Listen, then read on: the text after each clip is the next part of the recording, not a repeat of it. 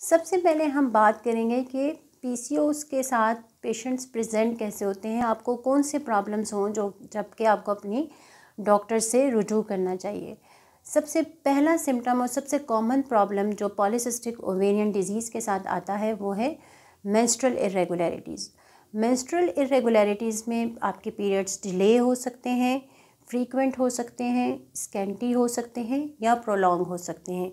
अगर हम आम ज़बान में कहें तो आपको 2-3 माह तक पीरियड्स नहीं आएंगे, अगर आएंगे तो बहुत कम आएंगे, किसी को महीने में 2 दफ़ा भी आ सकते हैं और बाज़ लोगों को पीरियड्स आएंगे लेकिन इतने ज़्यादा कि जिससे उनको फ़र्दर कॉम्प्लिकेशंस या कमज़ोरी होना शुरू हो जाएगी।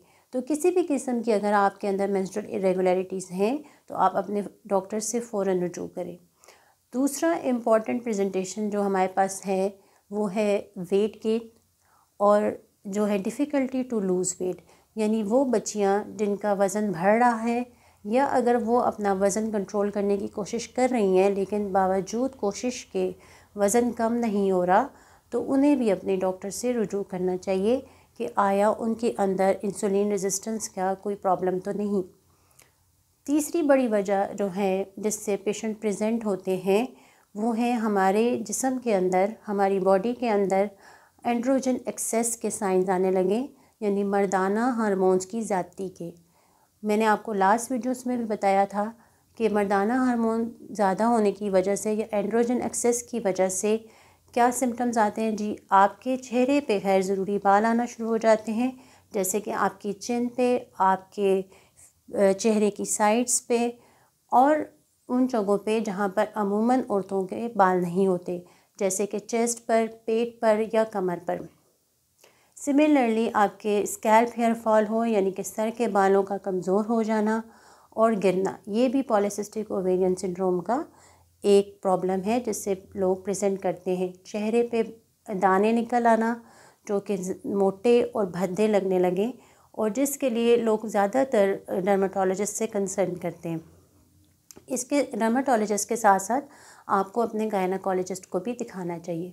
बहुत सारे कपल्स जो हैं हमारे पास आते हैं जो कि प्रेगनेंसी की कोशिश कर रहे होते हैं लेकिन वो बावजूद हर चीज़ ठीक होने के कंसीव नहीं कर रहे होते, तो उनमें भी फ़ीमेल पार्टनर्स के अंदर पीसीओएस का प्रॉब्लम हो सकता है। सिमिलरली हमारे पास इंसुलिन रेजिस्टेंस के साइंस आना शुरू हो जाते हैं, जिसमें मैंने आपको पहले भी बताया है कि ओबेसिटी और डिफ़िकल्टी टू लूज़ वेट शामिल हैं। हम इसको डायग्नोस कैसे करेंगे, हमारे पास क्या क्राइटेरिया है कि हम इसको डायग्नोस करें। जैसे कि इतनी वास्ट प्रेजेंटेशन है कि कोई स्पेसिफिक सिम्टम्स नहीं हैं कि किन सिम्टम्स की बेस पर पॉलीसिस्टिक ओवरीज हो सकती हैं।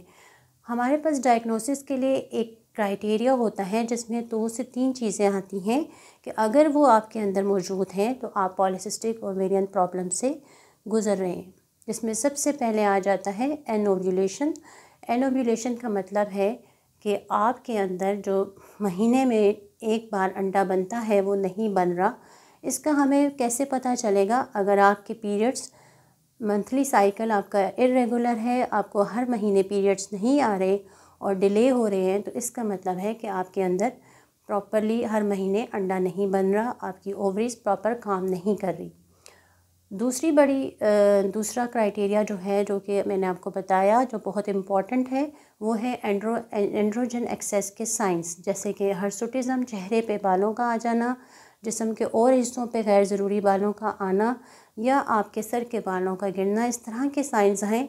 या आपके लैब टेस्ट में एंड्रोजन एक्सेस यानी कि मर्दाना हार्मोन का एक्सेस आना शुरू हो जाए, तो ये दोनों बातें अगर आएँ तो इसको भी हम पीसीओएस के ज़ुमरे में लेते हैं। थर्ड चीज़ जो बहुत इम्पॉर्टेंट है वो है अल्ट्रासाउंड। अल्ट्रासाउंड का क्राइटेरिया, हमारे पास बहुत सारे पेशेंट्स आते हैं क्लिनिक पे, जब हम उनसे पूछें कि क्या प्रॉब्लम है तो वो आगे से ये कहेंगे कि जी हमें पानी की थैलियाँ हैं। तो बेसिकली ये पानी की थैलियाँ जो हैं पीसीओएस की अपीयरेंस है अल्ट्रासाउंड के ऊपर जो कि होती है। जैसे मैंने आपको अपनी लास्ट वीडियो में बताया था कि हर महीना एक अंडा बनने की बजाय पीसीओएस में 8 से 10 अंडे एक साथ इकट्ठे बनना शुरू होते हैं और एक ख़ास ग्रोथ पे आके अरेस्ट हो जाते हैं। उसकी अपीयरेंस ओवरीज के अंदर स्ट्रिंग्स ऑफ पर्ल्स की सूरत में हमें नज़र आती है, यानी मोतियों की माला की तरह वो आपकी ओवरीज़ की पेरिफ्री पे जुड़े होते हैं, जो कि पानी की थैलियों की सूरत में, जिसे हम आम ज़बान में पानी की थैलियाँ कहते हैं। वो बेसिकली पानी की थैलियाँ नहीं होती, वो अंडे होते हैं जो अपनी ग्रोथ में रुक गए होते हैं। अल्ट्रासाउंड में अगर ऐसी पिक्चर आती है तो ये भी पीसीओ डायग्नोस करने का एक क्राइटेरिया है।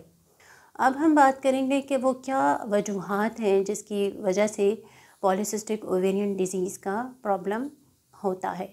क्या ये कोई जेनेटिक प्रॉब्लम है? जी हाँ, ये जेनेटिक कोडिंग हो सकती है, लेकिन आज से सवाल ये उठता है कि आज से 10 से 15 साल पहले ये प्रॉब्लम क्यों नहीं था? क्या हमारे लाइफस्टाइल में कोई ऐसी चेंज आई है जिसने इस जेनेटिक कोडिंग को या इनहेरिटेंस को मोर एक्सप्रेस किया हो? जी हाँ, हमारी ईटिंग हैबिट्स, हमारा sleep pattern, lack of activity, lack of exercise, sedentary lifestyle, ये सब वो चीज़ें हैं, वो आदत हैं जिन्होंने इस चीज़ को बढ़ाने में मदद की है। एक और इम्पॉर्टेंट वजह है, वो है इंसुलिन रेजिस्टेंस। इंसुलिन हमारी बॉडी में ग्लूकोज की मेटाबॉलिज्म के लिए बहुत ज़रूरी होता है, जो ग्लूकोज को एज अ फ्यूल यूज़ करता है, जिसको हम एज ए एनर्जी यूज़ करते हैं। लेकिन जब इसके मेटाबॉलिज्म डिस्टर्ब हो जाती है, सारा सिस्टम इसका ख़राब होने लगता है, तो ग्लूकोज जो है वो फैट्स में चेंज होना शुरू हो जाता है और मोटापा आना शुरू हो जाता है। मोटापे का और पॉलीसिस्टिक ओवरीज का आपस में एक बहुत अहम ताल्लुक है। एक तरफ से मोटापा बढ़ता है, दूसरी तरफ से पॉलीसिस्टिक ओवेरियन प्रॉब्लम इंक्रीज़ होना शुरू हो जाता है, और ये दोनों एक दूसरे के लिए वर्स साबित होते हैं। आज का फूड ऑफ थॉट है कि हमें ये सोचना चाहिए कि वो क्या बातें हैं, वो हमारी ज़िंदगी में वो कौन सी तब्दीलियाँ हैं जिसने इस मसले को हर घर का मसला बना दिया है। क्या हमें अपना लाइफस्टाइल चेंज करने की ज़रूरत है या नहीं?